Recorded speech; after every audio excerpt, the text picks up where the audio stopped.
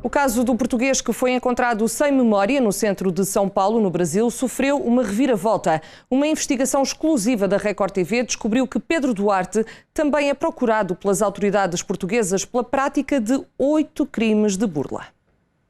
A história com cara de filme ganhou um novo gancho. Nosso personagem principal será mocinho ou vilão? Um homem sem memória ou um golpista internacional? É isso que o público quer saber.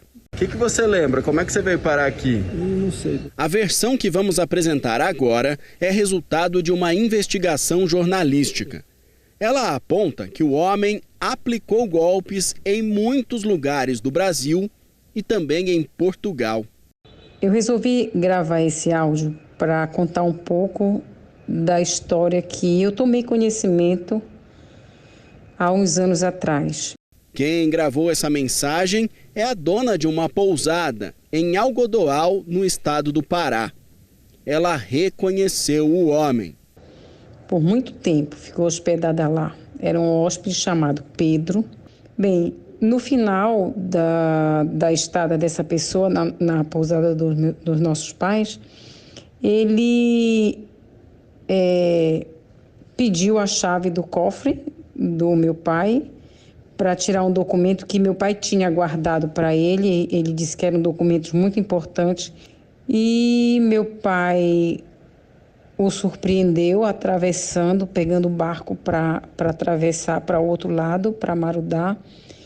E falou para ele que precisava que ele pagasse a estadia dele, que ele devia numa faixa de R$2.000. Ele conseguiu dar um drible no meu pai e fugiu.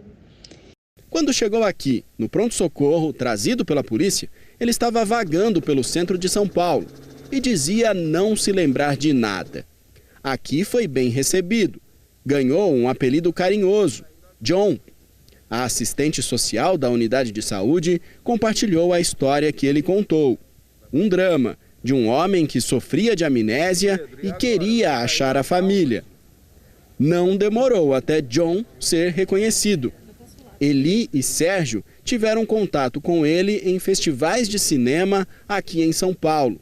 Somos todos colegas do grupo de cinema, do grupo que assiste a mostra de cinema todo ano, em outubro. E o Pedro costuma viajar muito. O Pedro costuma vir para a mostra de cinema em outubro, depois ele volta em maio, depois ele vem, viaja muito. E foram esses amigos que disseram a todos quem era o John. Na verdade, Pedro Duarte, um cidadão português de aproximadamente 50 anos de idade. Eu reconheci na hora, ele não nos reconheceu, fui junto com o amigo Sérgio.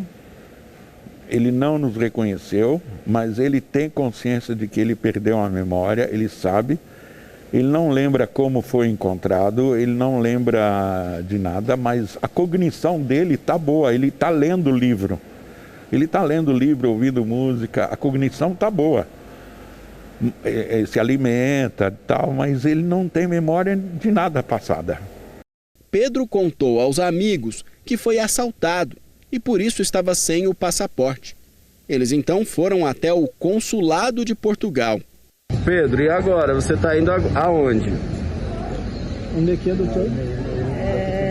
No consulado. É no consulado. Vai para o consulado. No consulado, nada foi encontrado. No consulado, o vice-cônsul, Dr. Jorge, nos atendeu muito bem, fez uma pesquisa. Esperamos uma hora e pouco, mas ele não achou com esse nome, Pedro Duarte. Fomos ao hotel onde ele disse que se hospedou. Bom, a informação aqui na recepção do hotel é que o Pedro não ficou hospedado aqui, pelo menos não usando o nome de Pedro Duarte. Os recepcionistas também não souberam confirmar pela foto se o Pedro ficou hospedado aqui. Ele garante que sim. O amigo lembra que quando emprestou R$ 1.500 para o Pedro, era para ele pagar esse hotel. Ele tinha perdido o laptop e não conseguia se comunicar com as pessoas. Então ele foi numa lan house e me mandou um e-mail perguntando se eu podia encontrar com ele para ajudar a pagar o hotel que ele tinha sido assaltado. E ele foi assaltado e levaram os documentos? Levaram documentos, levaram o laptop, levaram o dinheiro que ele tinha. Quando o Pedro era apenas um homem sem memória, que procurava a família em Portugal, nós resolvemos ajudar. E entramos em contato com a Record TV Europa, em Lisboa, justamente para que as equipes de reportagem de lá tentassem, buscassem alguma pista sobre a família dele. Ninguém imaginava que nessa busca fossem aparecer vítimas desse homem. Eu vou conversar agora com a repórter Patrícia de Freitas, que fez a reportagem, que falou sobre o caso e que tentou um contato com alguém da família por uma videochamada. Patrícia, quando vocês exibiram a reportagem do Pedro, o apelo do Pedro, vocês tiveram algum retorno? Alguém da família procurou vocês? Sabemos que o Pedro já perdeu o pai há muitos anos, mas não sabemos se de facto tem família. A repórter de Portugal revela que por conta deste golpe, Pedro foi condenado pelo crime de estelionato. É um senhor que conhecia o Pedro Duarte há muitos anos, inclusive andaram na mesma escola, na mesma faculdade, e criaram uma amizade até tão próxima que o Pedro até é padrinho do filho deste senhor que contactou a Record TV. Este senhor investiu o dinheiro, depositou dinheiro numa conta que o Pedro dizia ter numa conta no estrangeiro, para que depois pudesse receber juros a 30% ao ano. Obviamente não havia conta nenhuma no estrangeiro. Este senhor e outras pessoas depositaram dinheiro e nunca voltaram a reavê-lo. Pedro, então, seria foragido da Justiça de Portugal. A polícia de lá também tem registro de outros golpes. Pelo registro de Pedro Miguel Alcântara Duarte e através da data de nascimento dele, que há pelo menos 8 ocorrências registradas nesse nome. O que chama a atenção no caso é que o golpista contou praticamente a mesma história para as vítimas de Portugal, do Pará e de São Paulo. Sempre se apresentava como um homem de vida confortável, que gostava de viajar e não tinha endereço fixo.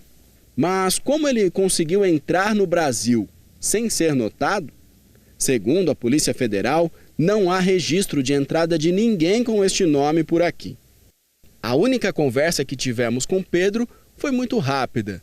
Ele, inclusive, se recusou a continuar o bate-papo. O que você lembra? Como é que você veio parar aqui? Eu não sei, eu não quero fazer entrevista não. Tá bom, sem problema. Obrigado.